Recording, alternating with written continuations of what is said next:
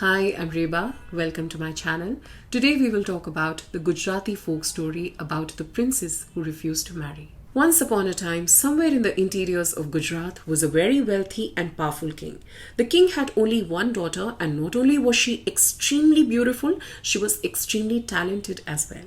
She had thick, lustrous hair, big doe-shaped eyes, soft glowing skin, and her beauty was unparalleled in the entire kingdom. She was extremely skilled at horse riding, and she would often take a small troop of soldiers with her to go hunting into the jungles. One day, in one such hunting expedition, while she was still on the outskirts of the jungle, she spotted a huge, graceful antler deer. The deer was so magnificent to look at that the princess decided that she will capture it alive and take it back with her to the palace. The deer was extremely alert and agile. The moment it realized that the princess was approaching in its direction, it immediately leaped over bushes and shrubs and ran at top speed deeper into the jungle. But our princess was equally determined. She leaned slightly forward and very sharply she struck the flanks of a horse, causing it to gallop faster. She was closely trailing behind the deer when suddenly there appeared a bend and the deer appeared to completely disappear from sight. Suddenly, the princess realized she was all alone in the middle of the jungle and nobody was there around her, and her troops were nowhere to be seen. So, panicking a little, she dismounted the horse, climbed the nearest tree, and reached the topmost branch in order to find out where her troops were.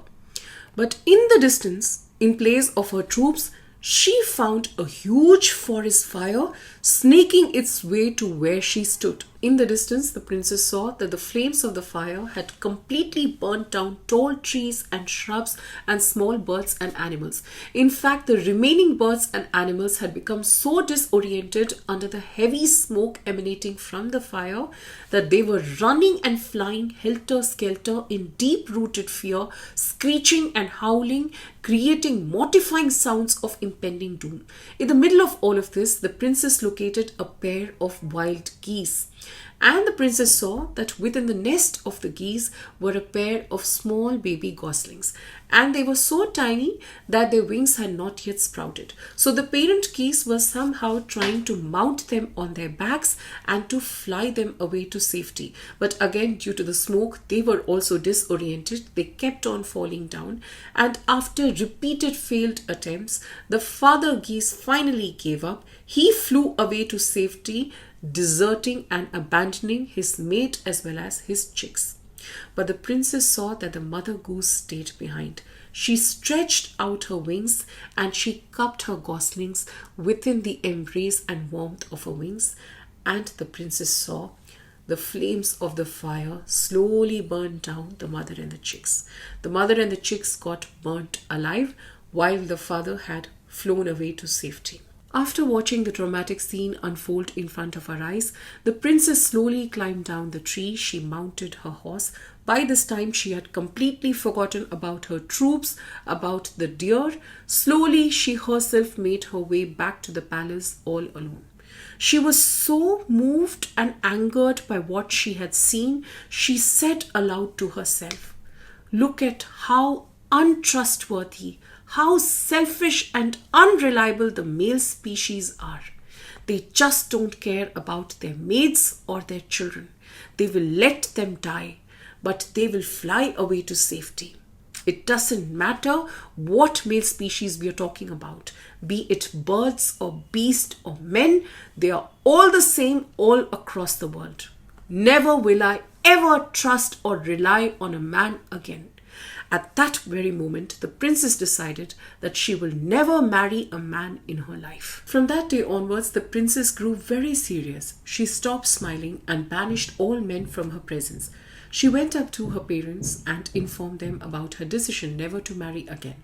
The king and the queen, upon hearing this, were very upset, and they kept on questioning her relentlessly what had happened. What had happened that caused her to take such a drastic decision? But she kept silent. Slowly, the news reached all the corners of the kingdom, and the prospective marriage grooms of the princess drastically dwindled. One day, a very well known artist visited the palace and made several paintings for the pleasure of the king and queen. While working on one such painting, he lifted his eyes and he saw a beautiful princess walking by. He immediately decided that he will make a painting of hers. Initially, she was quite reluctant, but then eventually she agreed.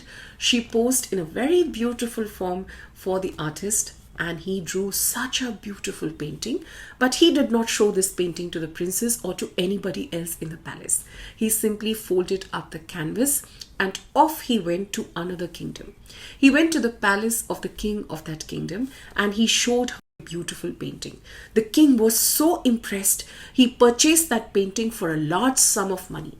He hung that painting in the Raj Darbar, and whoever entered the Raj Darbar, they always stopped and were in awe of the beauty and grace of the beautiful princess depicted in the painting. After about a month, when the king's only son, the prince, returned from a hunting expedition, he laid his eyes on this painting in the Raj Darbar.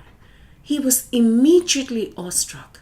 He sat in front of the painting for hours at a stretch, completely mesmerized, and fell irrevocably in love with the girl in the painting. He went up to everyone and with a lot of desperation in his voice, he asked, "Who is this girl? Please tell me the name of the girl in the painting. I'm so in love with her. Please tell me who she is." But nobody had an answer. When the prince realized that nobody knew who this girl was and whether this girl existed in reality or not, he immediately fell silent. He went into mourning. He lost his appetite. He went into complete depression. The king, he couldn't bear the plight of his son, so he immediately sent his soldiers to the artist to find out who the girl was. But then they discovered that the artist had already left India by then. He had gone to England. The health and temper of the prince kept on getting worse with each passing day. One day, accidentally, the prime minister of the kingdom crossed his path, and this angered the prince to such an extent that he immediately ordered his soldiers to behead the prime minister. Upon hearing this, the youngest daughter of the prime minister, who was extremely wise and intelligent, she immediately came running to the prince, fell at his feet, and begged him to spare her father's life in return for finding the girl in the painting. The prince smiled and he immediately agreed to the proposal, but also said that if you're unable to find the girl in the painting, then I will behead your father. The wise girl was a very good artist in her own right, and she created an accurate copy of the original painting. So armed with this copied painting and disguised as a man, she set forth for long travel as a wandering artist. For months at a stretch, she kept on inquiring people from various kingdoms if anyone had seen this beautiful girl in the painting, but everybody said no. Finally, after almost a year of searching, she came across a kingdom where everybody seemed to know who the girl in the painting was. They all unanimously said, "This is our beloved princess who simply refuses to marry." So when the girl asked, "Why is it that the princess doesn't want to marry?" nobody seemed to know the answer. She soon rented a small cottage near the palace and opened her art studio. When the Raja came to know about the new artist in town, he invited the wise girl to the palace.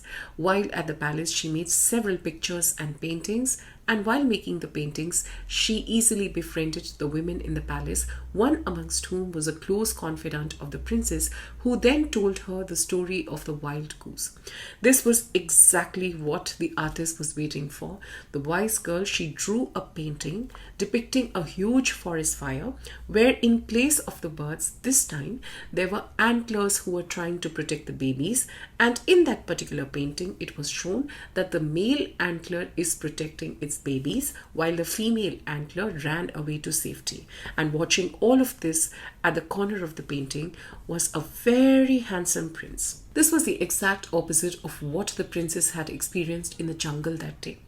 This painting was hung in a room which the princess frequented, and the next morning, when the princess entered the room, she saw the painting and was captivated by it. She called for the artist and asked for the story behind the painting.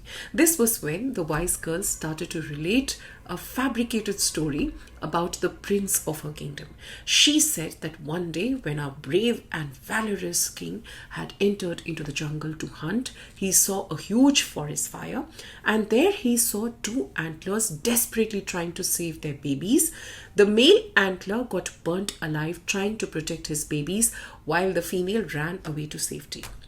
That day, the prince concluded he will never ever marry a woman, because it is only males who are faithful and all females of all species are fickle-minded. Upon hearing this, the princess cried and asked the artist, "Is this true? Only males are faithful and females are false?" Because I held the opposite view for such a long period of time and decided never to marry again, because I thought that only females are faithful and all males are unreliable and utterly selfish. Now I see that there are two sides to the same situation. I saw only one pair of goose and arrived at this conclusion. I think it is time that I reconsider everything that I've held close to my heart. And someone should talk to the prince and make him aware of his wrongful thinking.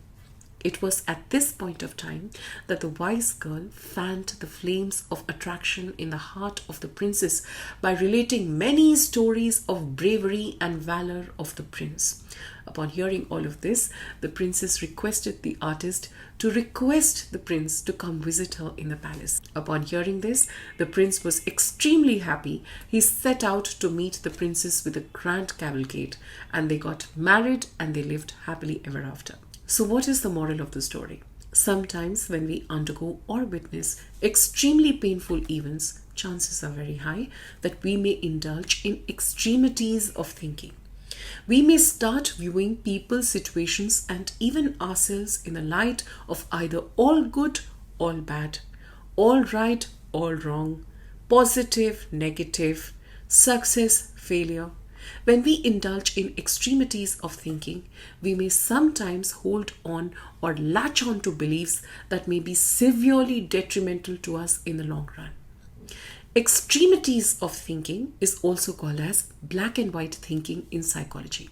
I've discussed this in a very long video in my parent channel. Please don't forget to check it out. The link is in the description below. So always remember, please do not indulge in black and white thinking. It will negatively affect your overall mental well-being, physical well-being, and emotional well-being. It is very, very important that we learn to know that supposing you're holding on to one particular belief, the opposite of that is also true. The true wisdom of life is in realizing that life is not in black and white. It is somewhere in the mixture of the two. It is gray in color. So thank you so much for watching. Take care.